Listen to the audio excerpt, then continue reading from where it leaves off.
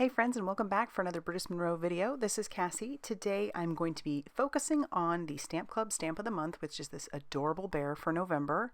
It's a little welcome baby bear, but you could use that little bear for other things. We're also going to be using the die of the month. I'll focus on that more next week, but I'm going to be using this little daisy image. I love this die of the month. Like I said, we'll talk about that more next week. But we're also going to be using some whitewash cardstock, some rouge, and some Lagoon cardstock, because we're going to be making some tags. I have some alcohol marker cardstock that I've put into my mini Misty, and I'm going to ink up my little image with some Raven detail ink. This is perfect for alcohol marker coloring, and I want to show you a technique today that will show you how you can add a little bit of texture to your images, especially little critters. So we're going to do two of these because I want to make a boy and a girl tag. And so I'm just going to stamp those out a couple times, make sure they're good and crisp images, and then we'll move on to our coloring. Now for this technique, you're going to want to start with whatever it is you plan to add some texture to. And that is where you have to start. So I'm starting with my brown color because I want to add some little fuzzy to my bear. And so I'll just color just the bear. Even if I needed this color for some other part, I'm only going to color the bear. Because once you do this technique, it's going to affect everything underneath it. And you can do on top of it, but it's something that you would have to do first. So I'm adding my darker shadows and then going to blend that out with my E25. And then I'm going to color my other bear. And like I said, we're just doing the brown. We're not going to color his nose or anything else. We're just coloring him. So what I want to do is I'm going to use my microfiber cloth. We'll bring that in here in a second. And we're going to, now I'm using Copics, so I'm using a colorless blender, but alcohol, like a 70% alcohol would work with this as well. I would just say test it out, try it out, just see what works for you. So I have a clean microfiber cloth. Well, it doesn't look clean, but I promise you it is. And I'm going to take my colorless blender and I'm just going to spread a little bit of that on that microfiber cloth. I want the texture from the microfiber. And then I'm just going to pounce that onto my bear. And I do a little bit, it's probably oversaturated, but I do love the effect of what it does. What that's going to do is, as you can see, add a little bit of texture to my bear, make him look kind of fuzzy. It's going to spread the color out as well and make him look like he is fuzzy outside of his lines. So I'm just kind of letting that do its magic. And now we're going to come in and do the rest of our coloring. So you can see why it was important for me to do the bear first, because if I had colored the whole thing and tried to do this, it would have added that texture everywhere. So I didn't want that. All right, now moving on, I've decided, because it's spreading, it's still spreading, and I like that look. After I'm done coloring my bear entirely, what I'm going to do is I'm going to just heat set this, kind of get that alcohol to evaporate a little bit, but take a look at that texture. It makes him look like he's fuzzy, and I just think it's so cute. It's so much fun. So you can use an old rag or whatever you feel like might add the texture that you're looking for. You could even use like some burlap or something along those lines. I'm going to go ahead now and use the pink for this little bear. And I'm going right over where the fuzzy is. All that's going to do is, because these are transparent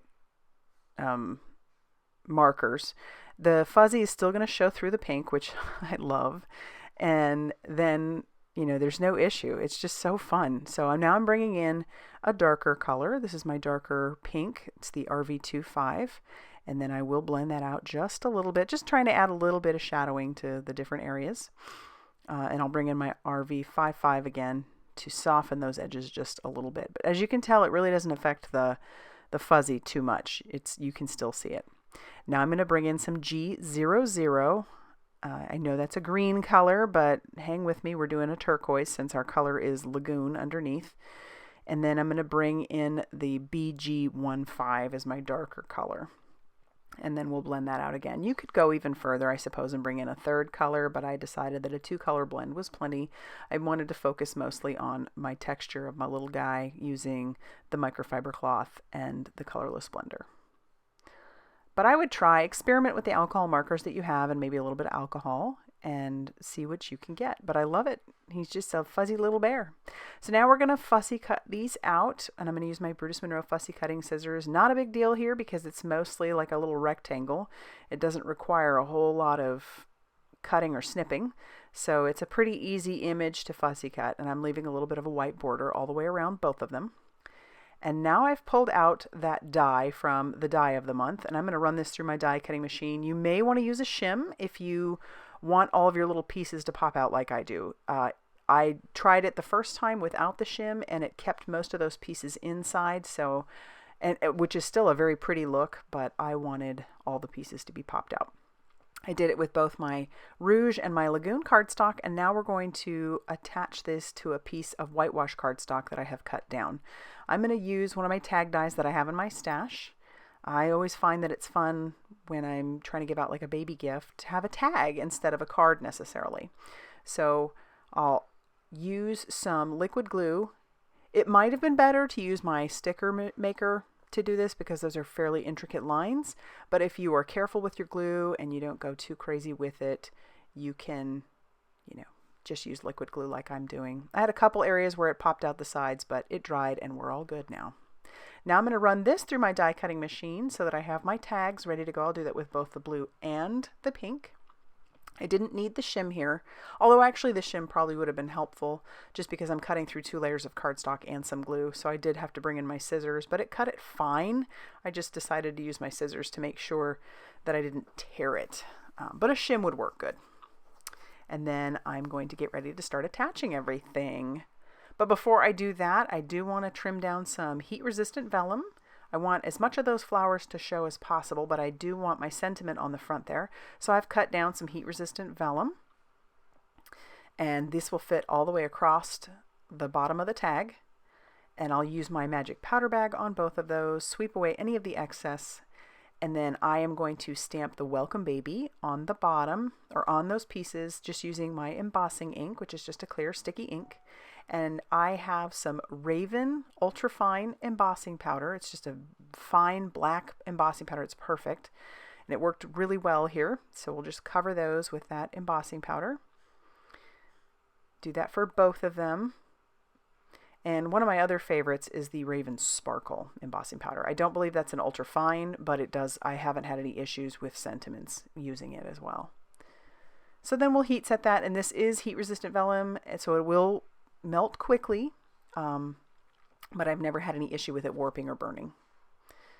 But I am, as you notice, using some reverse tweezers so that I don't burn my fingers.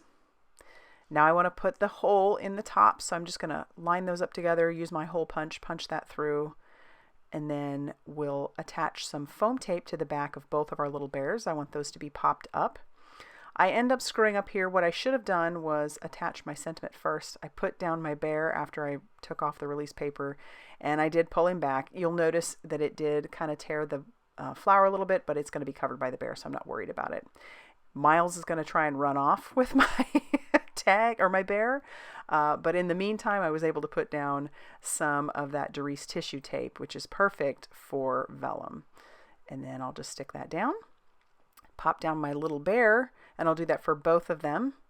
And now we'll need to attach some ribbon. So I've cut down some blue ribbon. Sorry it's not on screen seeing me attach it. All I did was double it up, put it through, and then put that through the loop. And so here we go.